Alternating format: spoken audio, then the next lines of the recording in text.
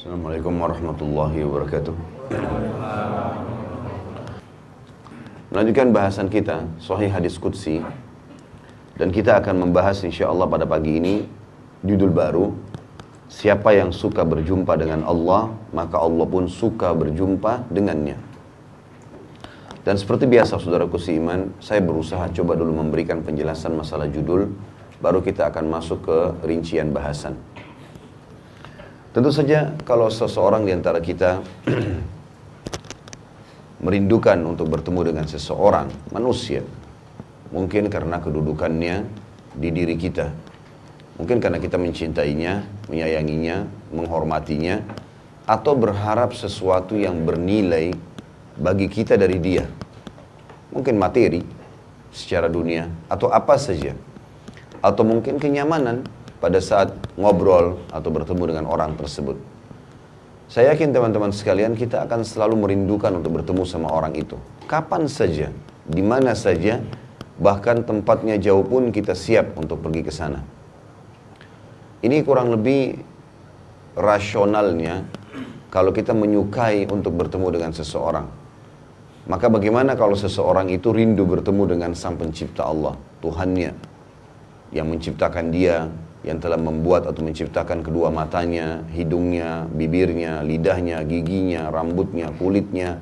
Semua ini tidak terkecuali yang ada pada diri dia, dengan segala macam sistem yang begitu rumit di dalam tubuhnya, pencernaannya, kemudian pengelolaan untuk mengeluarkan hal-hal yang tidak dibutuhkan oleh tubuh dari air seni dan tinja, serta eksternal tubuhnya, apa saja yang dia bisa lihat atau dia tidak bisa lihat, dijangkau tidak oleh matanya, yang bisa dijangkau atau tidak dijangkau oleh matanya, semua diciptakan oleh Sang Pencipta Allah.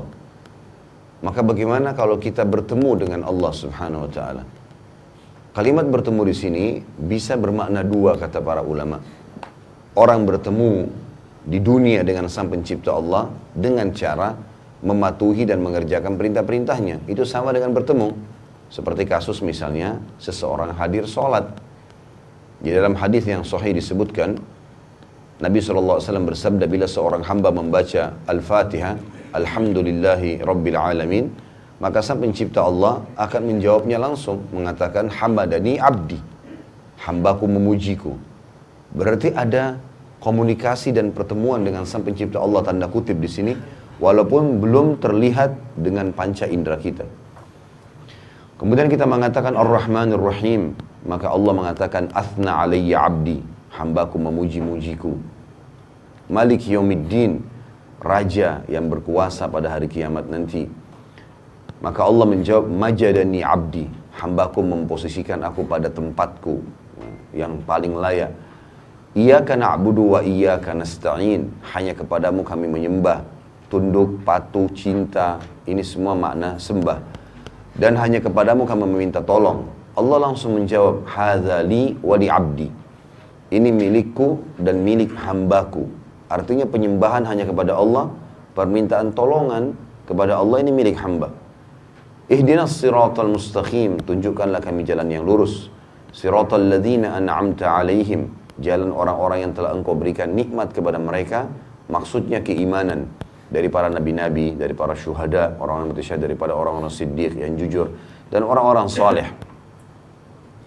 Siratal ladzina an'amta alaihim ghairil maghdubi alaihim waladdallin, bukan orang-orang yang engkau murkahi, kata Ibnu Abbas radhiyallahu anhu, orang-orang Yahudi, dan dhallin, orang sesat adalah orang-orang Nasrani. Karena Yahudi mereka tahu kebenaran, mereka tidak mau ikuti. Sementara orang Nasrani tahu kebenaran, tidak tahu kebenaran tapi ingin mendakwahkannya. Maka ini dari ihdinas siratal mustaqim sampai waladdallin, Allah menjawab hadza li abdi wa li abdi masal, ini milik hambaku dan dia akan mendapatkan sesuai dengan apa yang dia minta.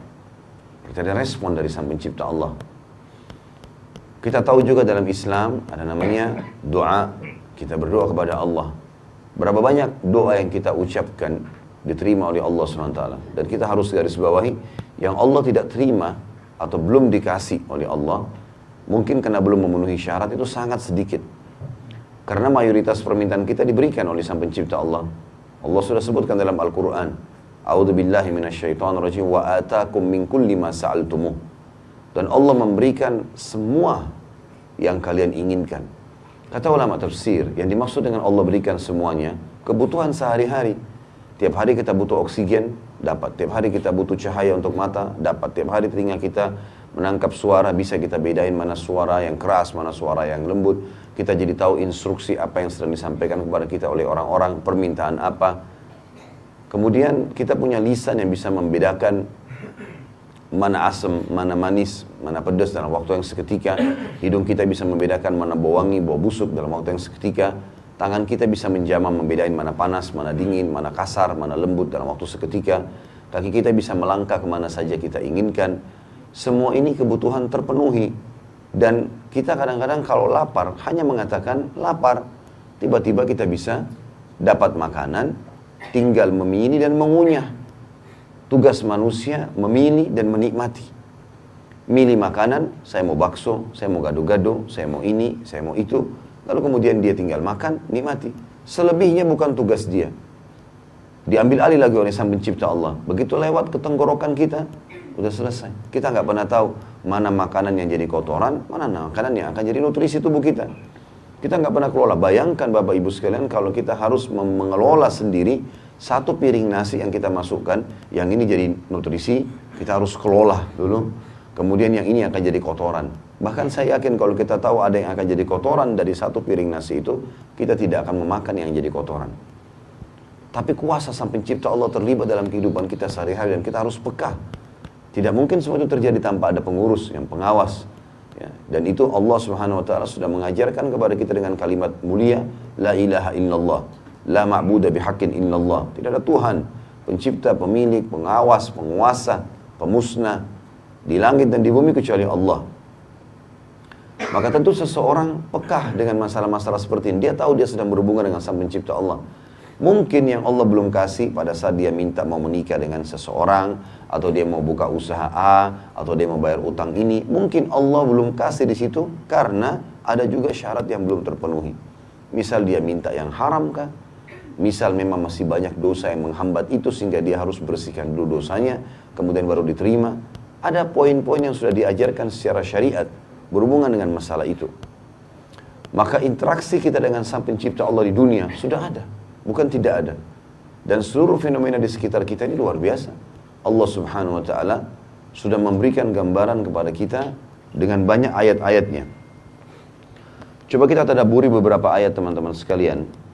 Terlintas di benak saya sekarang surah An-Nahl, surah nomor 16. Kita baca An-Nahl, surah nomor 16, ayat 65 mulainya ya.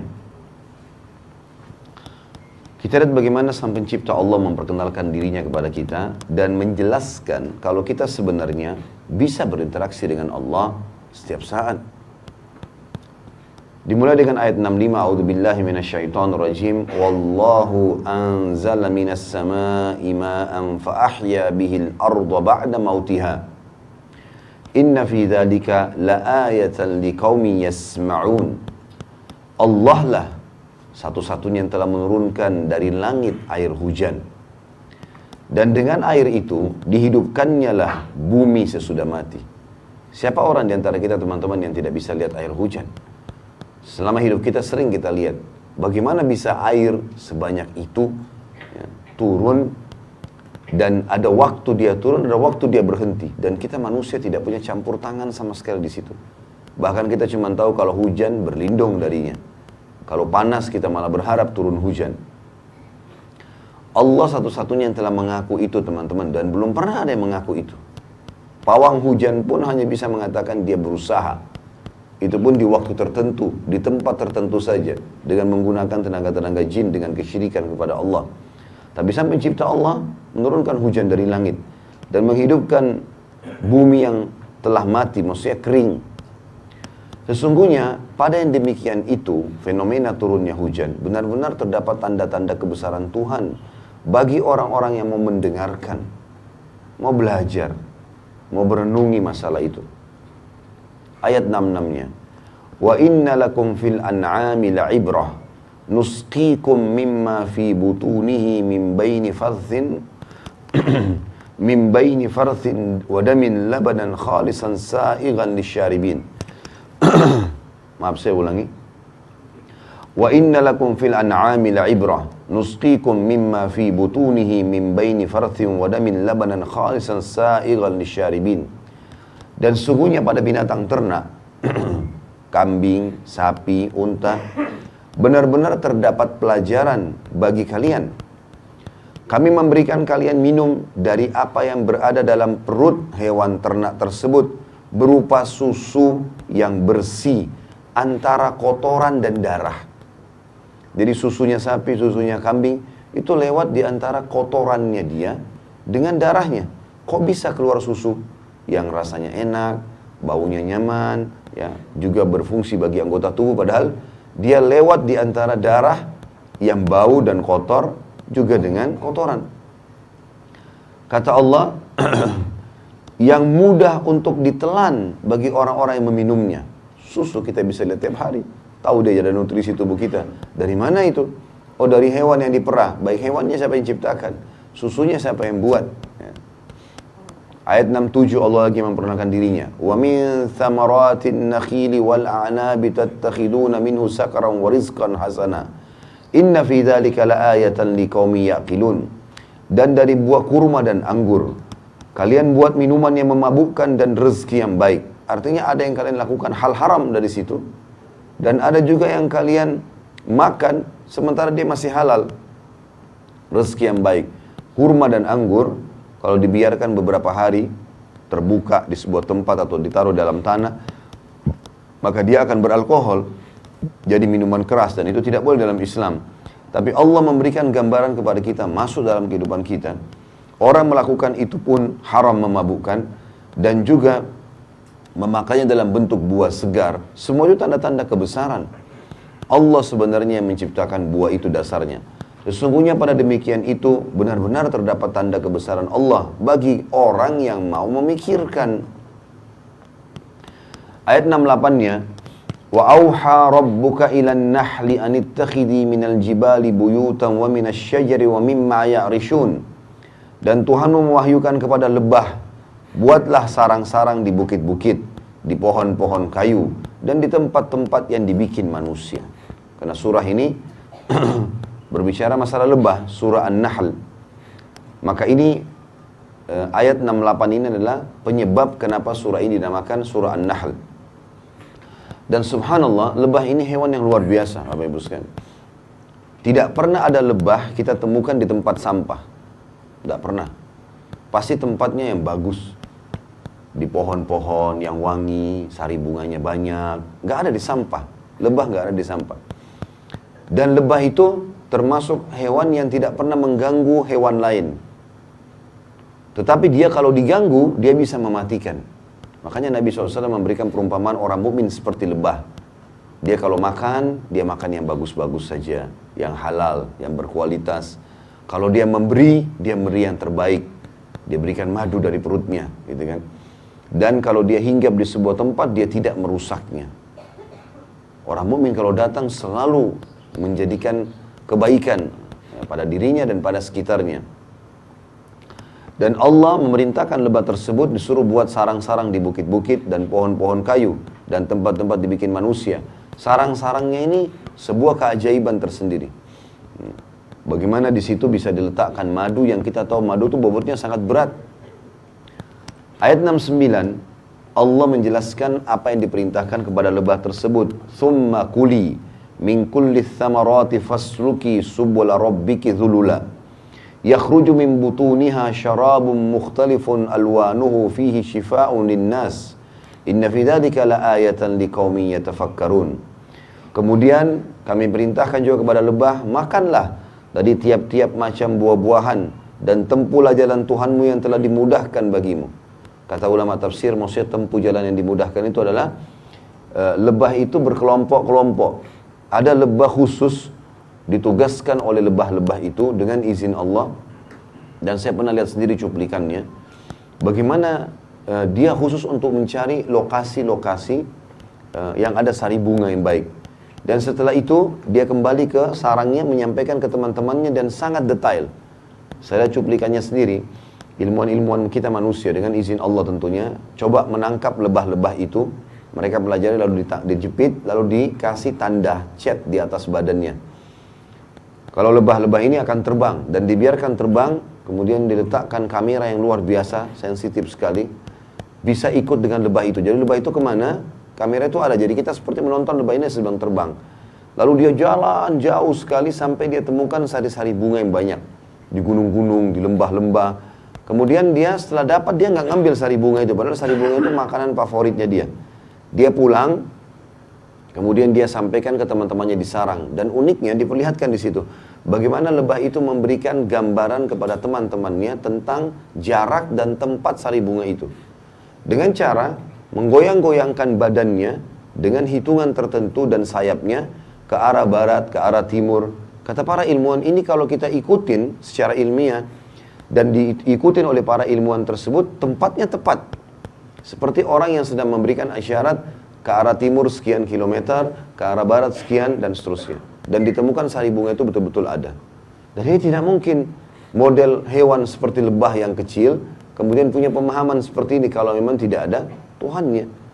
Allah turunkan khusus buat kita orang beriman surah An-Nahl untuk menjelaskan itu.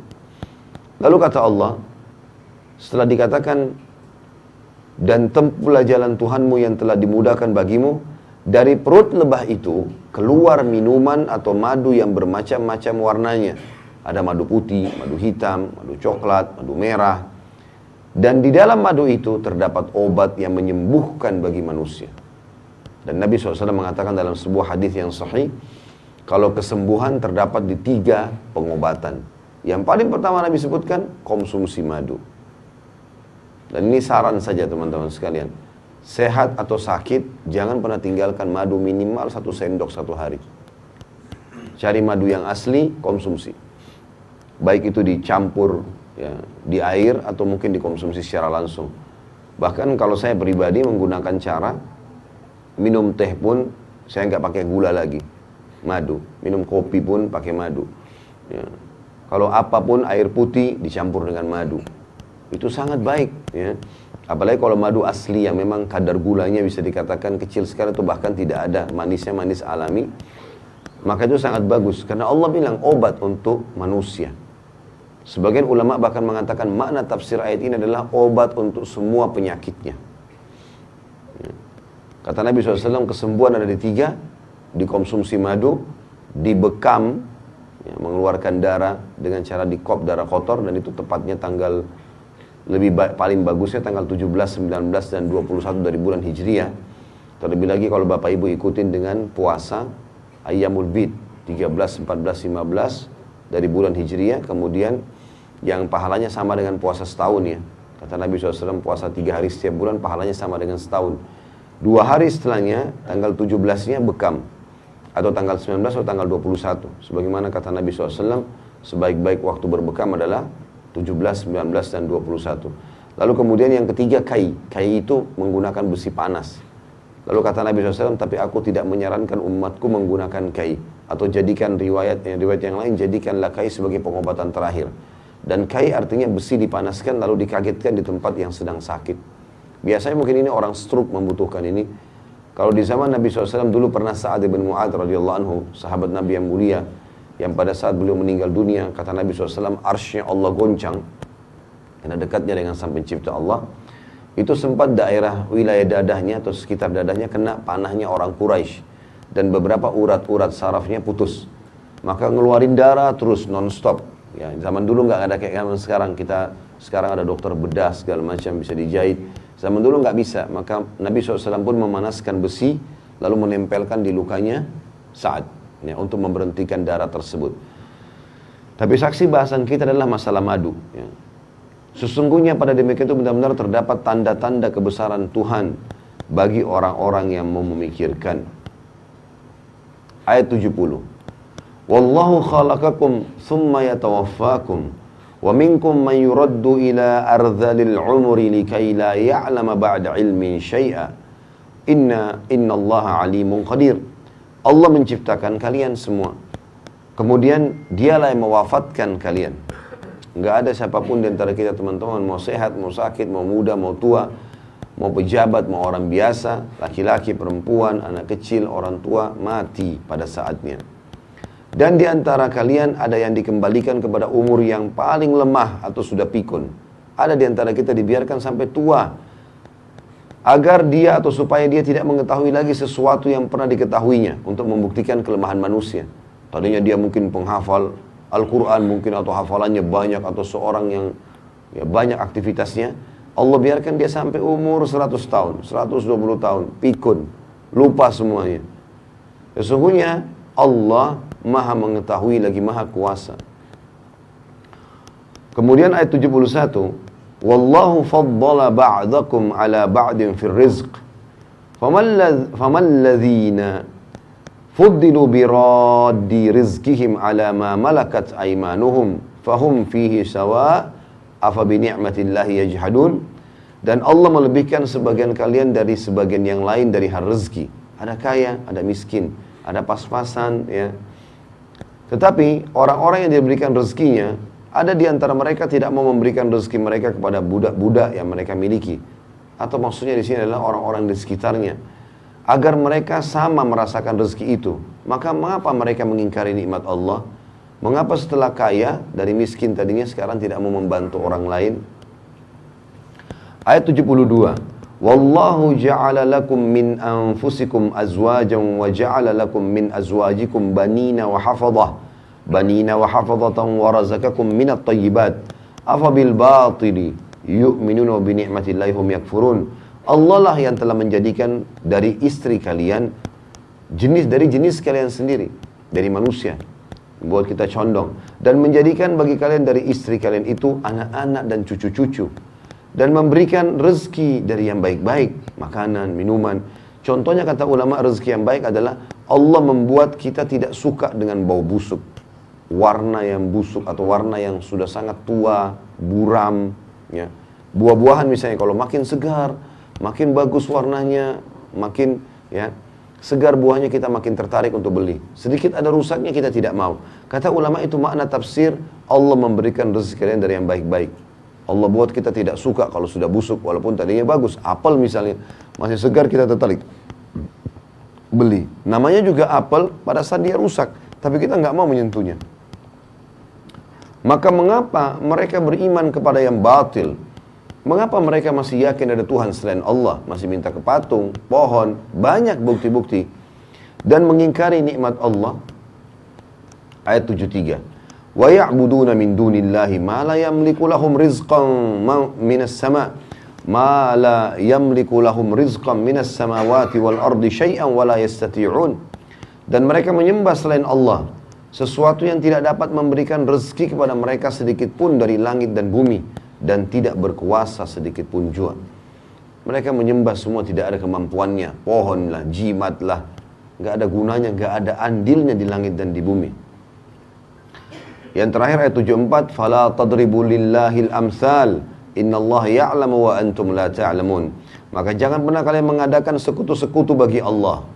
Nggak ada gunanya itu patung-patung, pohon, jimat segala macam, itu makhluk. Jangan jadikan sekutu-sekutu bagi Allah. Sungguhnya Allah mengetahui sedangkan kalian tidak mengetahui. Ya.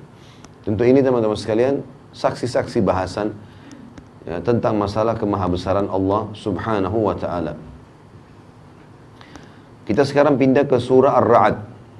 Ya, surah nomor 13. Ya, kita mundur 3 surah. Dimulai dari ayat 1-nya. A'udzu billahi minasyaitonir rajim. Alif lam mim ra. Tilka ayatul kitab. Walladzi unzila ilayka min rabbikal haqq walakinna aktsaran nasi la yu'minun. Alif lam mim ra. Ini adalah ayat-ayat Al-Quran atau Alkitab.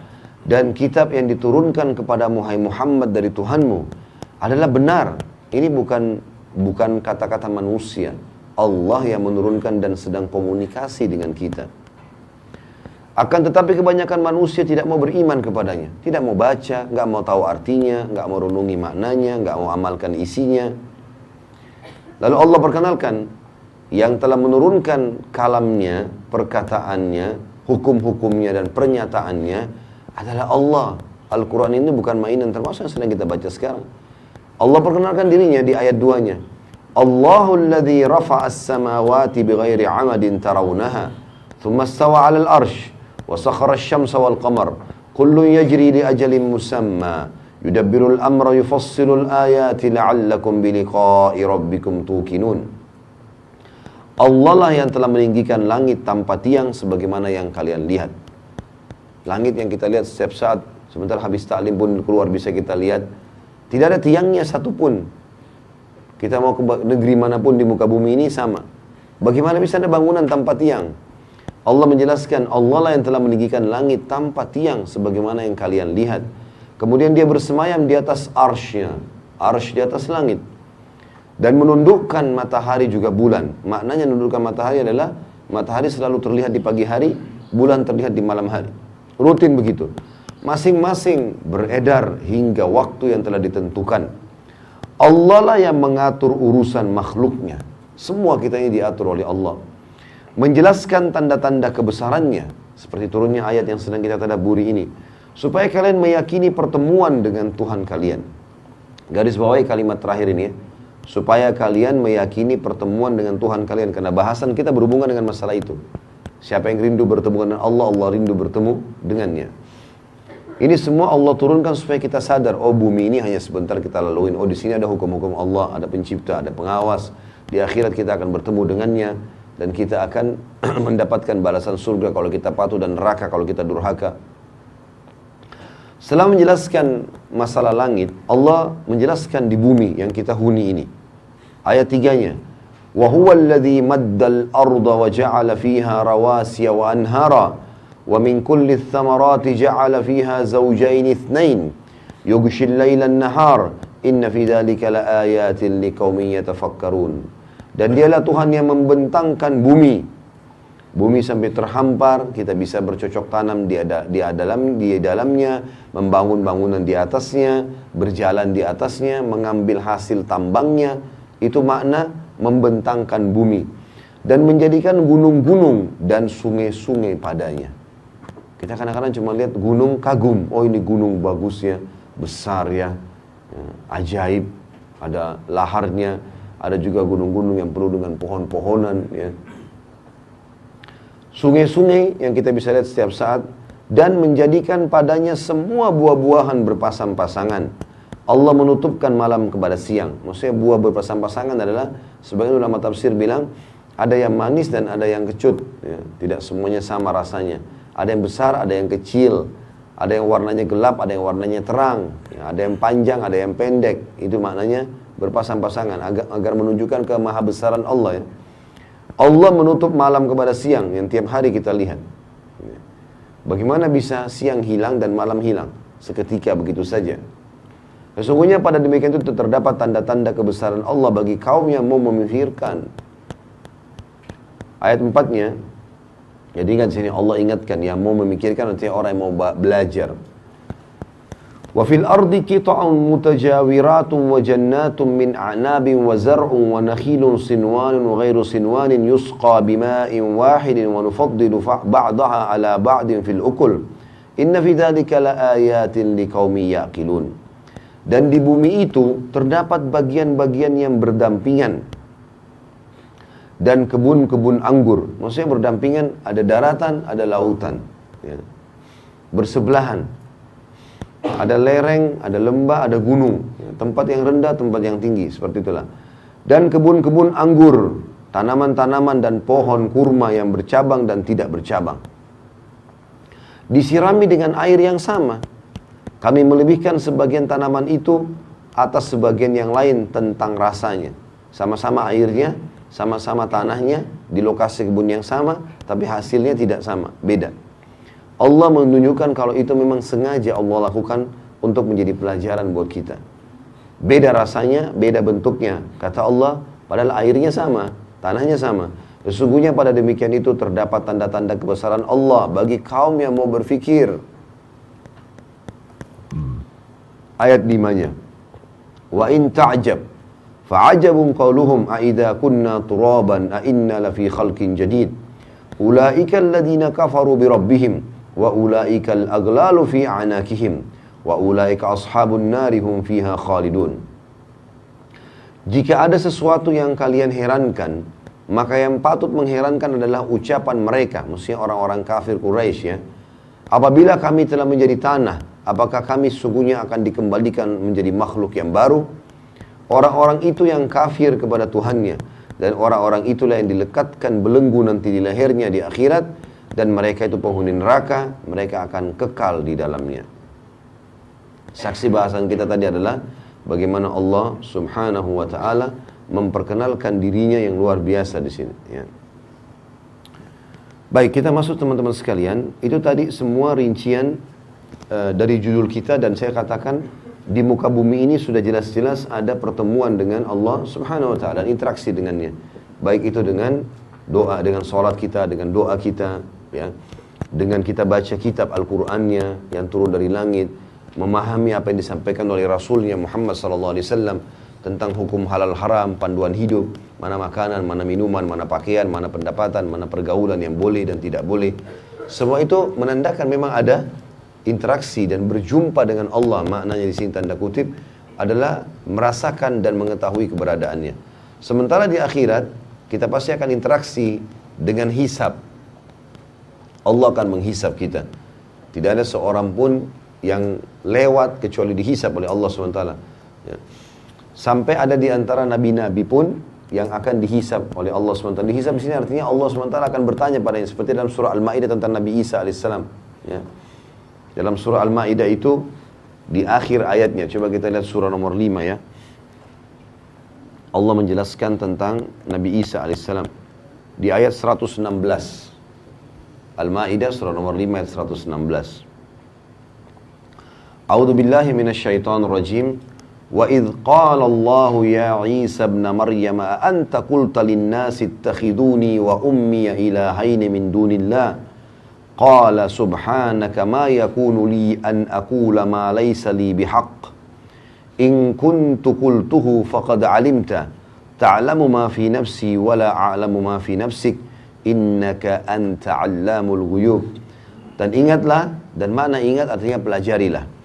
Ketika Allah berfirman, hai Isa putra Maryam, nanti di akhirat nih ceritanya ya. Apakah kamu mengatakan kepada manusia, jadikanlah aku dan ibuku dua Tuhan selain Allah? Seperti mereka sekarang mengatakan ya, Trinitas ya.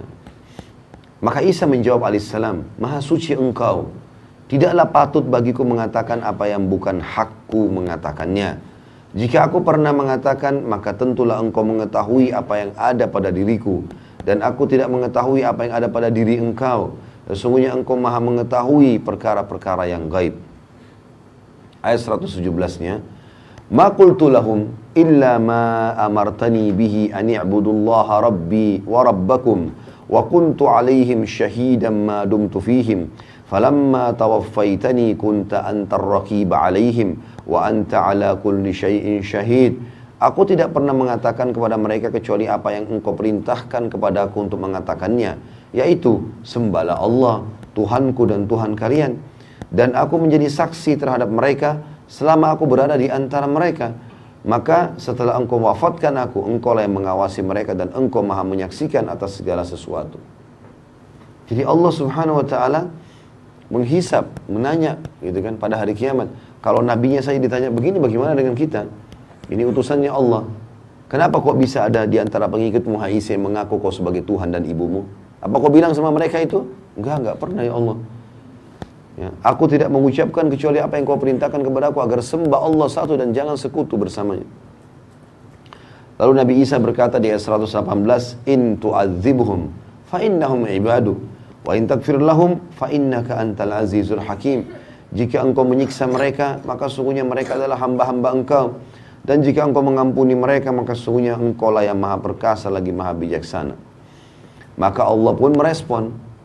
Allah mengatakan di 119, qala Allahu hadha yaumu yanfa'us sadiqina sidquhum lahum jannatun tajri min tahtihal anharu khalidina fiha abada radiyallahu anhum wa radu an dzalikal fawzul azim. Allah pun berfirman, ini adalah suatu hari yang bermanfaat bagi orang-orang yang benar kebenaran mereka. Maksudnya jujur ya. keimanan mereka. Bagi mereka surga yang di bawahnya mengalir sungai-sungai, mereka kekal di dalamnya selama-lamanya. Allah ridho terhadap mereka dan itulah keberuntungan yang besar. Penutupan surah Al-Maidah 120 ayat 120, lillahi mulkus samawati wal ardi wa ma fihin wa huwa ala kulli syai'in qadir. Kepunyaan Allah lah kerajaan langit dan bumi dan apa yang ada di dalamnya, dan dia maha kuasa atas segala sesuatu. Jadi kita sudah coba membahas ayat-ayat yang menjelaskan kepada kita kemahabesaran Allah di bumi dan selama kita hidup di dunia. Dan kita juga sudah membahas kalau kita akan bertemu dengan Allah di akhirat, yang sifatnya memang akan ada hisab di situ. Contoh saja Nabi Isa, ini sebagai contoh. Tentu banyak sekali ayat berhubungan dengan nanti akan ada hisab hari kiamat, gitu kan? Seperti dalam Al-Quran juga yang akhir juz 30 sering kita baca, wa may ya'mal mithqala dzarratin khairan yara wa may ya'mal mithqala dzarratin syarran yara. Siapa yang berbuat kebaikan sebesar biji sawi dia akan lihat, siapa yang membuat keburukan sebesar biji sawi dia akan lihat. Semua akan ada, gitu kan? Dalam ayat lain, fa amma man utiya kitabahu bi yamini fa yaqulu ha umqra'u kitabiyah. Orang-orang yang diberikan kitab di tangan kanannya, maka mereka akan mengatakan, ini bukuku, bacalah. Inni adri wa inni mulakin hisabiyah, dan saya sudah temukan hisab saya. Dan seterusnya ada ayat-ayat Al-Quran berhubungan dengan masalah itu, tentunya berhubungan dengan masalah hisab. Nah, bahasan kita teman-teman sekalian adalah pada kesempatan ini hadis qudsi, tepatnya nomor 34 dengan sanad sahih, sebagaimana di buku kita ditulis itu dengan sanad sahih. Bagaimana seorang hamba seperti kita ini faham ada Tuhannya Allah, dan dia tahu, harus dia yakin dia akan mati dan dia akan bertemu dengan Tuhannya.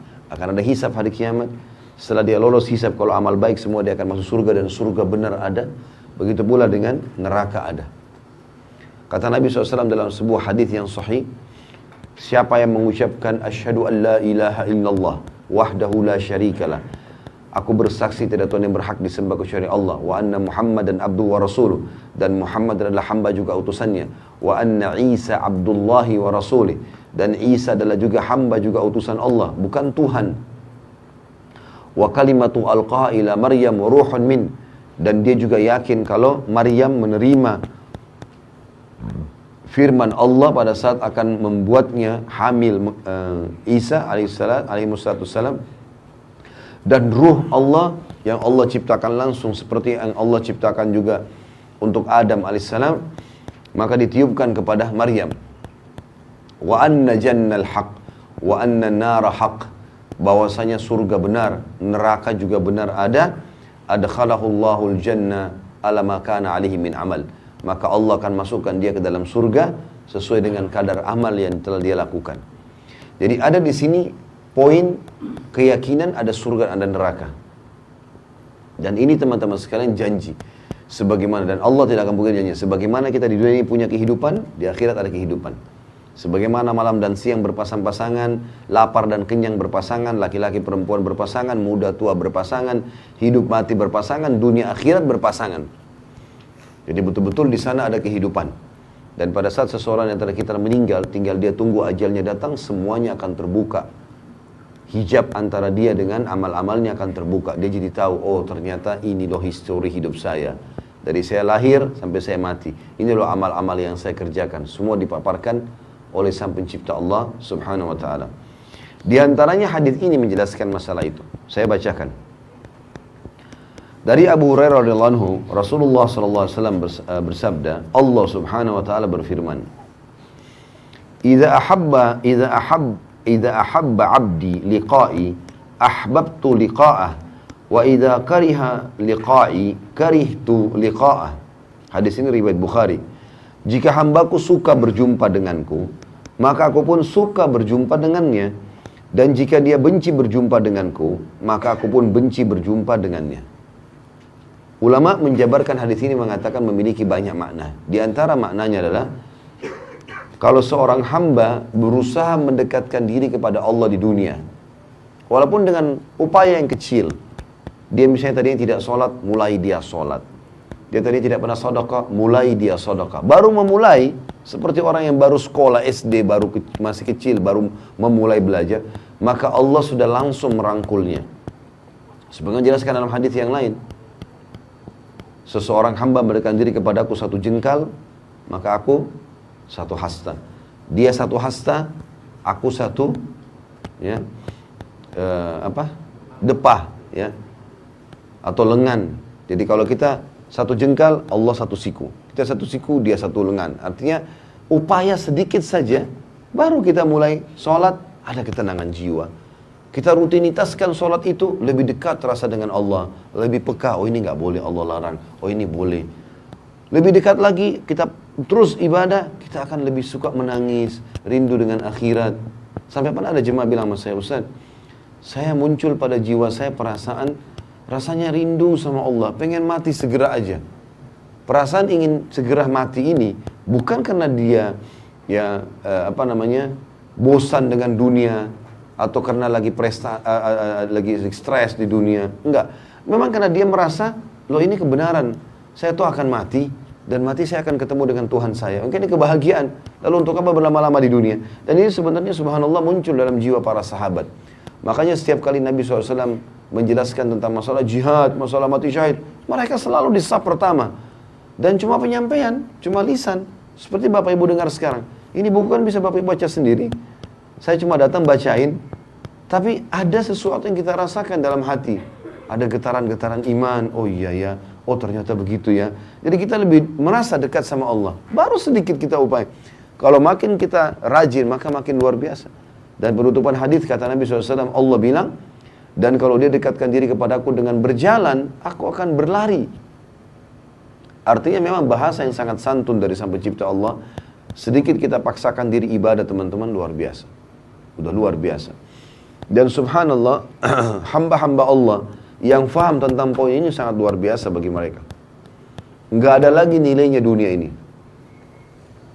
Saya coba ceritakan kisah seorang sahabat yang mulia.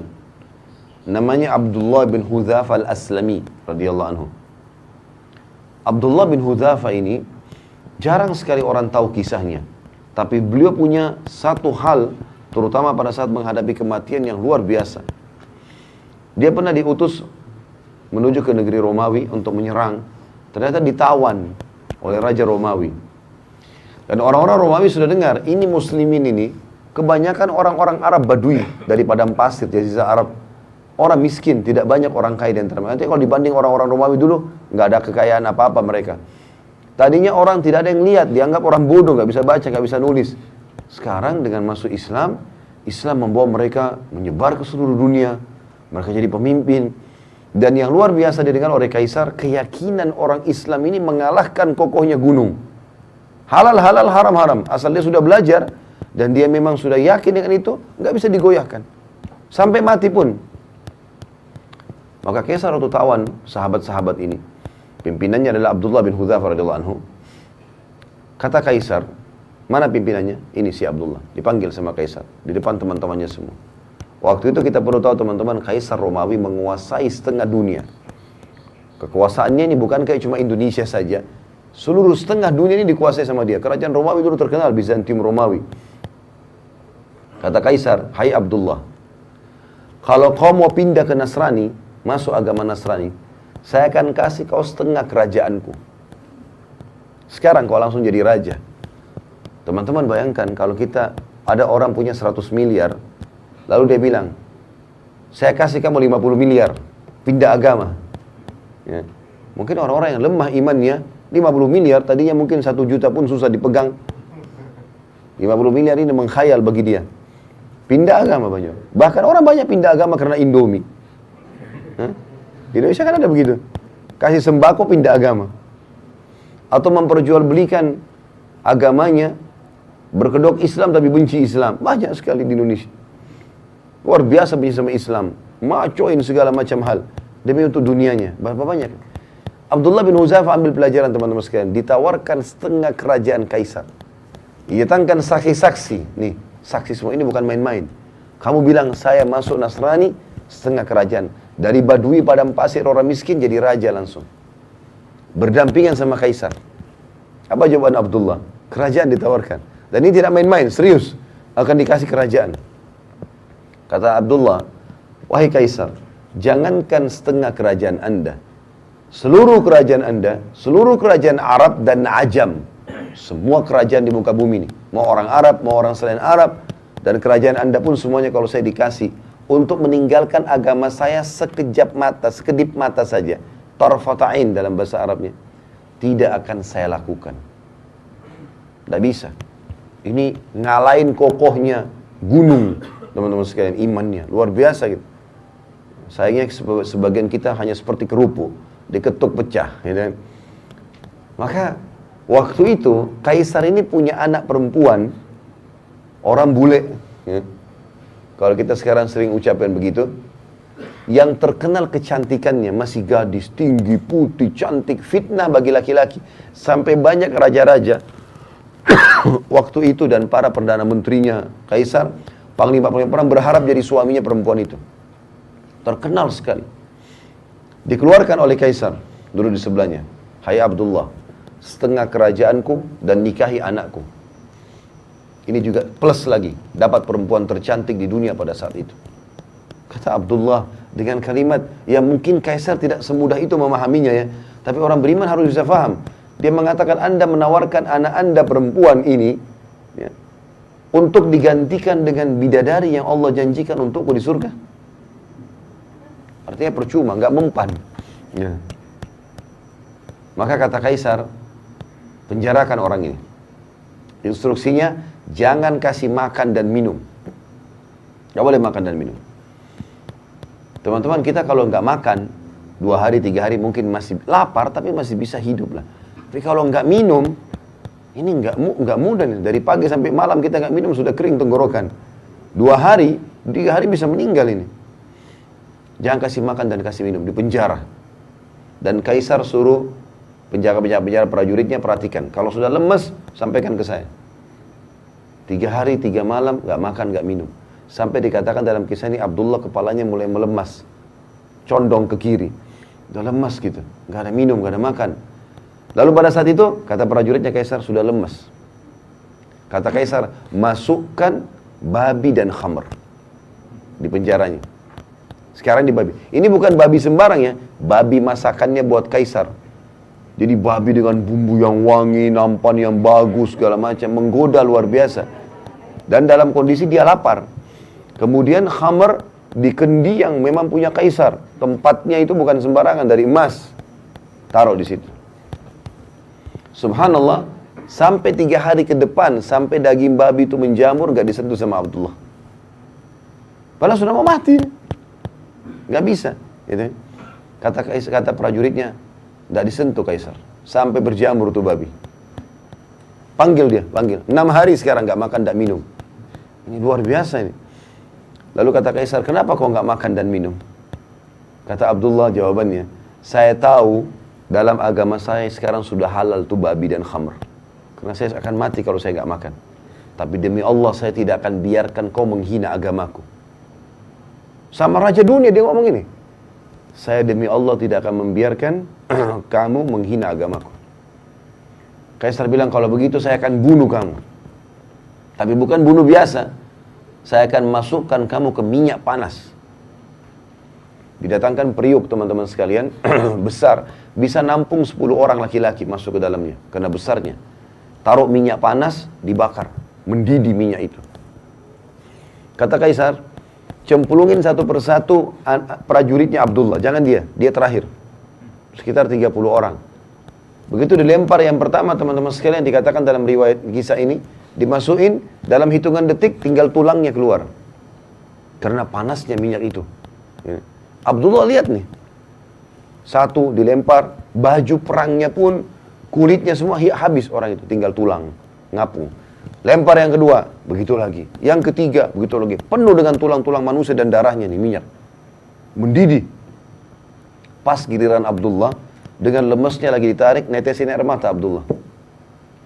Kata Kaisar, udah netesin air mata nih. Mungkin mau berubah. Kata prajurit Kaisar, nangis. Berarti mungkin mau berubah. Panggil. Hai Abdullah, jadi pindah Nasrani? Dia bilang, tidak demi Allah. Lalu kenapa kau nangis? Saya menangis karena saya menyesal hanya punya 1 nyawa. Saya berharap punya 1000 nyawa, semuanya kau cemplungin ke minyak itu. Untuk mati menuju ke akhirat. Bagaimana orang beriman teman-teman faham masalah ini? Nggak ada yang goyahkan dia, dunia ini sebentar. Antum tarik kisah ini kepada penyakit yang sedang kita alami, utang yang belum kita lunasi, permasalahan rumah tangga yang kita hadapi. Seberat apa itu dibandingkan Abdullah ini? Nggak ada nilainya. Tapi dia begitu yakin ada Tuhannya Allah. Dan dia yakin dunia ini hanya sebentar, dia akan menuju ke akhirat. Itu poin yang tidak boleh luput dengan kita. Dan itu makna daripada perkataan hadis ini. Yang Allah bilang, siapa yang rindu bertemu denganku, aku rindu bertemu dengannya. Artinya siapa yang selalu tahu targetnya akhirat, dia akan menuju ke sana. Dan siapa yang benci bertemu denganku, dunia aja terus. Nggak ada urusan sama akhirat ini. Selalu pelanggaran, tidak ada kepatuhan, nggak ada taubat menyesal dari dosa. Maka aku pun benci bertemu dengannya. Semakna juga dengan hadis ini adalah hadis yang lain yang pernah saya sampaikan teman-teman sekalian, hadis sahih. Yang Nabi SAW mengatakan, siapa yang rindu bertemu dengan Allah, Allah rindu bertemu dengannya. Siapa yang benci bertemu dengan Allah, Allah benci bertemu dengannya. Maka para sahabat sedih dengar hadis ini. Termasuk waktu Nabi SAW pulang ke rumah beliau, di rumahnya Aisyah radhiyallahu anha. Maka Nabi SAW menemukan Aisyah lagi menangis. Kata Nabi SAW, kenapa kau nangis hai Aisyah? Ya Rasulullah, hadis anda ini luar biasa. Apakah kalau kami takut mati, berarti kami benci bertemu dengan Allah? Yarhamkallah. Maka kata Nabi SAW, bukan begitu hai Aisyah. Tapi orang beriman, kalau akan meninggal dunia, akan dicabut ruhnya, Allah akan utus kepadanya beberapa malaikat. Dan ini kita akan saksikan. Masing-masing kita akan saksikan. Semoga kita termasuk orang beriman ini. Karena kata Nabi SAW, akan datang sosok-sosok malaikat yang memperlihatkan kepadanya amal-amal solehnya. Ini sholatmu, ini puasamu, ini zakatmu, ini bakti orang tuamu, ini majelis ilmumu, ini. Karena ini semua, kau akan masuk ke sini. Diperlihatkan surganya. Nampak nyata. Ini sebelum prosesi pencabutan ruhnya ini. Maka dia pun karena lihat semua itu, dia rindu bertemu dengan Allah. Mau segera mati. Gitu kan? Maka Allah pun rindu bertemu dengannya. Kalau orang fasik, orang muslim banyak dosanya tidak sempat taubat, dan orang kafir, maka akan datang sosok-sosok malaikat yang memperlihatkan amal-amal buruk mereka. Ini zinamu, ini ribamu, ini bohongmu, ini begini, ini begini, ini begini. Semua dosa-dosa. Karena semua ini, kau akan masuk ke sini, diperlihatkan nerakanya. Maka dia pun ketakutan, maka dia benci bertemu dengan Allah, Allah pun benci bertemu dengannya. Jadi teman-teman, poin-poin ini harus difahami. Karena memang kita ini sebenarnya Bani Adam, anak Adam ini ahli surga. Karena Allah ciptakan Adam alaihissalam ayah kita di surga. Allah menurunkan Adam alaihissalam untuk menjadi pemimpin di muka bumi, menjalankan hukum-hukum Allah. Nanti kembali ke sana, jangan mampir di sini. Ya. Ibaratnya kita kalau lagi sama-sama semua ini naik bus atau naik kereta api, cuma mampir sebentar di tempat istirahat. Makan, minum, sholat, habis itu pulang. Gitu loh. Jangan jadikan ini sebagai target utama. Keliru target utama. Boleh kita nikmati, tapi bukan target. Kita ada di sana. Kita ini anak-anak akhirat. Makanya Ali bin Abi Thalib berkata radhiyallahu anhu, dunia punya anak-anak. Ada orang-orang yang mau sampai di sini saja. Gak mau ikut pulang gitu loh. Dan akhirat punya anak-anak. Maka jadikan diri kalian adalah anak-anak akhirat. Dunia cuma dilalui.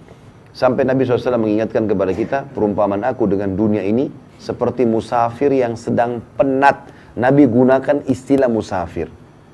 Lagi capek, bapak ibu lagi bawa mobil, kita lagi safar ke Jawa Timur, misalnya dari Jakarta, capek, masuk ke rest area, gitu kan. Masuk ke tempat istirahat sebentar. Perumpamaan aku dengan dunia seperti seorang musafir yang lagi penat, lalu dia mendapatkan sebuah pohon untuk bernaung di bawahnya. Setelah penatnya hilang, dia pun pergi. Memang sudah begitu. Orang beriman rindu dengan matinya, rindu dengan bertemu dengan Tuhannya. Dan apa yang Bapak Ibu lakukan kayak dulu di majelis ilmu begini, sholat, sedekah, ini wallahi, demi Allah Bapak Ibu sekalian kita akan terima. Faman ya'mal mithqala dzarratin khairan yarah, wa may ya'mal mithqala dzarratin syarran yarah. Ini firman Allah, enggak mungkin salah. Siapa yang buat seperti biji sawi dari kebaikan, dia akan lihat. Siapa yang buat biji sawi dari keburukan, dia akan lihat. Enggak ada yang luput. Kalau ada Bapak Ibu yang terzalimi oleh orang di sini, enggak usah khawatir, kita ikhtiar. Enggak dapat, wallahi di akhirat kita dapat. Enggak ada ceritanya itu, enggak ada yang luput.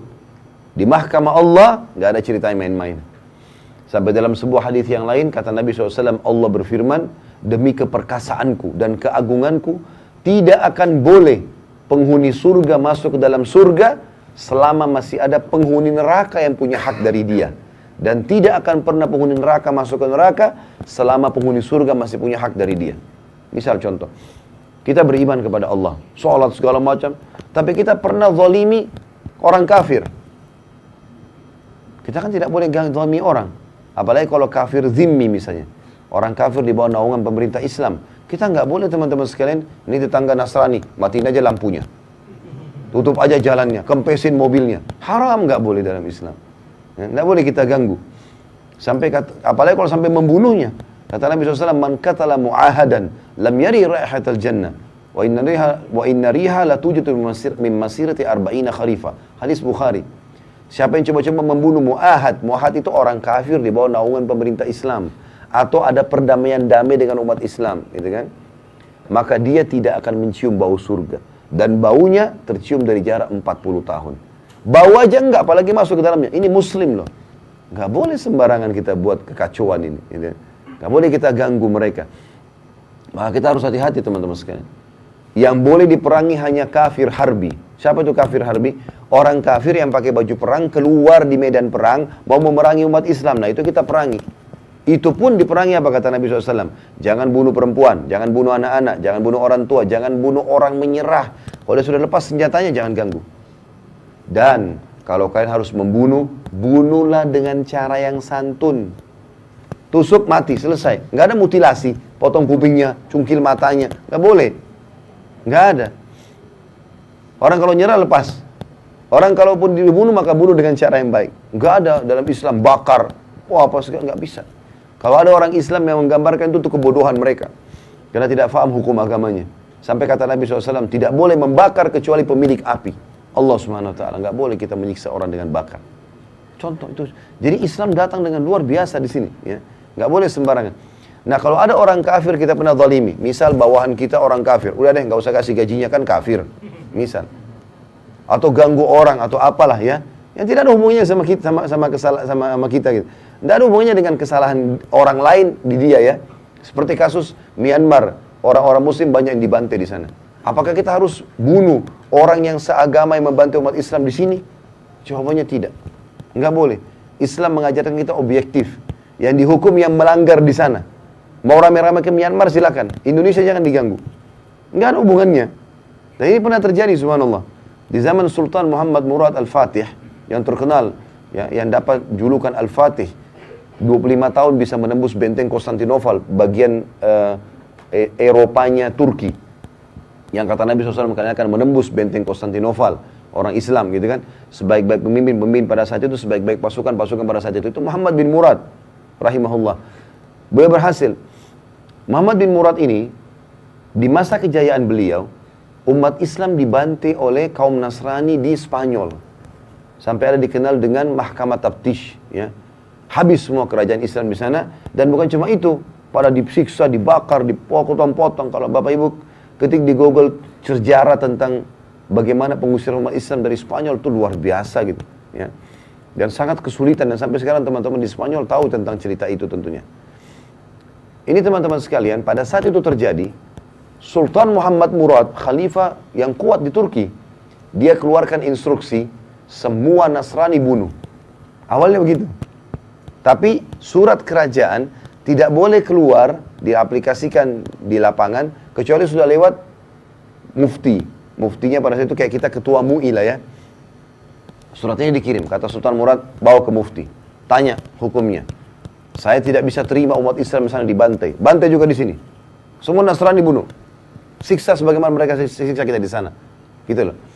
Waktu tiba di tangan mufti, muftinya datang ke khalifah langsung mengatakan, wahai Amir Mu'min, kita diperintahkan objektif dalam agama. Yang salah Nasrani yang di sana, bukan Nasrani yang di sini. Nggak ada hubungannya dengan yang di sini. Di sini kita dakwai. Ini mirip dengan perilaku Nabi SAW waktu menghukum wanita yang meracuni beliau di perang Khaybar. Jadi Nabi SAW pernah dikasih racun oleh wanita. Nabi makan tapi Nabi SAW tidak terlalu berpengaruh pada beliau itu. Tapi ada satu sahabat mati gara-gara itu. Waktu sahabat itu sakit, belum dihukum si wanita pemberi racun. Begitu efeknya ada, mati nih sahabat, maka dipanggil wanita tersebut lalu dipenggal lehernya. Dia sudah membunuh, maka hukumnya dibunuh. Gitu. Seperti itu. Jadi begitu luar biasanya objektifnya Islam. Apa kata Nabi SAW? Kita kembali ke hadis tadi yang saya sedang jelaskan. Kata Allah SWT, demi keperkasaan dan keagunganku tidak akan masuk surga penghuni surga selama ada penghuni neraka yang punya hak dari dia. Kalau orang kafir pernah kita zalimi, gak mau kasih gajinya, gak mau gini, gak mau bayar utang segala macam, kita sudah pasti masuk surga nih. Karena amal soleh kita misalnya banyak. Tidak masuk surga kecuali ini sudah selesai dulu. Apa masalahnya sama ini? Pernah utang gak bayar. Baik, nanti Allah akan menilai di akhirat. Utang itu berapa nilainya secara akhirat. Berapa kadar pahala kita. Misal harus 1000 pahala dikurangi 1000 pahala. Bukan dikasih kepada si kafir, karena gak ada gunanya bagi dia. Tapi Allah kurangi itu untuk mengurangi fasilitas kita di surga. Itu kerugian. Gitu kan? Dan kata Nabi SAW, Allah juga berfirman, dan tidak akan masuk penghuni neraka ke dalam neraka ya, sebelum selama masih ada ahli surga yang punya hak dari dia. Misal kita balik kasusnya, ada orang kafir misalnya zalim, karena ada orang Islam hidup di wilayah dia, kemudian dia zalim. Diambillah haknya, tidak dikasih gajinya, apalah orang Islam ini dizalimi. Ini orang kafir, mati masuk neraka dia sebenarnya. Tapi Muslim tadi masih punya hak dari dia.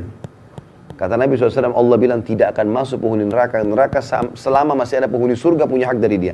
Ditangkan si kafir, apa kezalimannya? Misal dia zalim pernah tidak kasih gaji. Berapa kadarnya? Setelah akhirat, itu Allah lebih tahu hitung-hitungannya. 1000 misalnya. Maka ditambah 1000 pahala kepada si Muslim untuk meninggikan derajatnya di surga. Si kafir nggak ada gunanya untuk diambil dari dia. Maka begitu luar biasanya hisab pada hari kiamat, saudaraku sekalian. Dan ini semua sekali lagi fakta yang akan kita lalui. Sebagaimana Bapak Ibu jalan tadi ke sini, sebagaimana kita dari bayi sampai sekarang kita lalui fenomena kehidupan ini, begitu juga di akhirat loh. Ada semuanya. Dan kehidupan abadi bagi seseorang Muslim pada saat dia sampai di akhirat nanti. Kita masuk teman-teman sekalian ke bab yang setelahnya dan kita tutup dengan ini. Kalau ada pertanyaan silakan ditulis di kertas. Tanda cinta Allah kepada hamba. Hadis yang pertama dalam bab kita ini, hadis nomor 35, dan ini sanadnya sahih, diriwayatkan oleh Imam Bukhari. Dari Abu Hurairah radhiyallahu anhu, Nabi SAW bersabda, "Idza ahabballahu 'abdan nada Jibril, innallaha yuhibbu fulanan fa'ahibbahu. Fayuhibbuhu Jibril, fayunadi Jibrilu fi ahli as-sama', innallaha yuhibbu fulana fa'ahibbuhu, fayuhibbuhu ahlus sama'. Thumma yudha'u lahul qabulu fi ahlil ard." Jika Allah mencintai seorang hamba, maka dia memanggil Jibril. Allah memanggil Jibril. Lalu berfirman kepadanya, sesungguhnya Allah mencintai si fulan. Maka cintailah dia. Jibril pun lalu mencintainya. Lalu Jibril menyuruh kepada penduduk langit, sesungguhnya Allah mencintai si fulan. Ini si fulan nanti disebut namanya ya. Maka cintailah dia. Maka seluruh penduduk langit mencintainya. Kemudian diberikanlah pada hamba tersebut penerimaan di penduduk bumi. Hadis ini teman-teman mulia sekali. Bagaimana seseorang hamba menjadikan target cintanya, rindunya, kepatuhannya hanya kepada Sang Pencipta Allah. Jadi ini penting sekali. Bagaimana Allah Subhanahu wa taala memberikan tanda kepada kita kalau dia mencintai kita. Disebutkan dalam hadis ini. Kalau Allah akan menyuruh Jibril, memanggil Jibril pimpinan para malaikat. Aku cinta sama si fulan, kau juga harus cintai. Maka karena rajanya malaikat Jibril mencintainya, maka Allah pun suruh Jibril sampaikan kepada seluruh penghuni langit. Semua malaikat, miliaran jumlahnya. Yang kata Nabi SAW, demi zat yang jiwaku dalam genggamannya, tidak ada tempat ukuran 4 jari manusia di langit yang luas ini, kecuali ada malaikat yang sedang sujud atau ruku. Penuh dengan malaikat. Kata Nabi SAW, di langit ketujuh ada namanya Baitil Ma'mur, yang Allah sebutkan dalam surah At-Tur, wal Baitil Ma'mur, tempat tawafnya para malaikat. Tiap hari ada 70 ribu malaikat yang tawaf, masuk ke dalamnya tidak akan keluar lagi. Artinya Allah SWT musnahkan, Allah ganti dengan malaikat yang baru. Maka malaikat semua itu mencintainya. Semua. Ya. Tidak peduli di dunia ini kita dicintai atau tidak gitu kan. Tapi ini luar biasa kalau langit sudah cintai. Cuman dititip pesankan di sini. Dan pada saat itu pun, pada saat penghuni langit sudah mencintainya, maka diberikanlah hamba tersebut penerimaan di bentuk bumi. Maksudnya orang akhirnya jadi suka sama dia. Allah SWT buat jadi suka, orang datang, orang ketemu, orang berharap dari dia. Itu berarti tanda cintanya Allah pada dia. Makanya Urwah bin Zubair rahimahullah mengatakan wasiat yang sangat luar biasa. Idza ra'aita min rajulin fi'lal khair fa'amminu lahu khaira. Kalau kalian melihat dari seseorang ada perbuatan baik dalam agama, azan ke masjid, apalah dia buat baik, maka pastikan orang itu baik. Wa in kana fi nadarin nasi su. Walaupun ada sebagian manusia menganggapnya buruk. Karena memang dalam hadis ini dikatakan Allah akan buat penerimaan di muka bumi, bukan berarti semua orang menerima dia ya. Artinya orang yang beriman kepada Allah memang akan menerima dia. Karena memang Nabi Muhammad SAW sendiri manusia terbaik. Tapi masih ada orang munafik yang tidak suka. Masih ada orang kafir yang tidak suka. Artinya maknanya di sini adalah orang yang suka dia orang-orang yang sefaham. Ya. Orang-orang yang memang mau beriman kepada Allah. Mau menuju ke akhirat. Maka akan suka dengan dia. Lalu kata beliau, wa idza ra'aita min rajulin fi'la syarr fa'amminu lahu syarr wa in kana fi nadarin nasi rajulun khair. Kalau kalian lihat ada perbuatan buruk dari seseorang dan itu pelanggaran agama yang besar, bukan kekeliruan ya, bukan karena tidak sengaja dan lupa. Memang dia buat hal secara kedok dia kelihatannya baik, tapi ternyata dia berbuat sesuatu yang kita tahu buruk nih. Dia mencuri misalnya, dia menipu misalnya, dia berzina tapi dia diam-diam misalnya. Maka kata Urwah, ketahuilah orang itu buruk, walaupun di mata manusia dia baik. Dan Allah SWT akan membongkar. Yang baik dan buruk teman-teman akan dibongkar. Jangan pernah mengkhayal kita bisa merahasiakan sesuatu di muka bumi. Bahasa kita rahasia. Tetapi kalau di mata Allah, kita rahasiakan amal soleh kita nih. Kata para ulama, kalau Allah belum membukanya selama kita hidup, Allah akan bukanya pada saat kita sudah meninggal. Kenapa sekarang kisah orang-orang soleh masih banyak sampai kepada kita? Termasuk kisah tadi Abdullah bin Hudzafah radhiyallahu anhu. Padahal beliau sudah meninggal. Justru pada saat meninggal itulah banyak sekali amal-amal soleh yang Allah buka dari orang itu untuk menjadi pelajaran bagi orang lain, sekaligus menjadi tambahan amal soleh buat dia.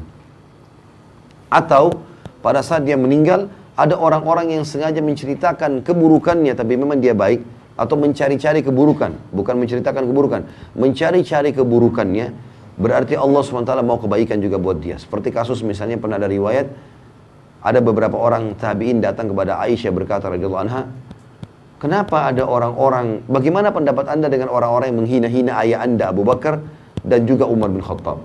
Orang-orang Syiah nih. Gitu kan.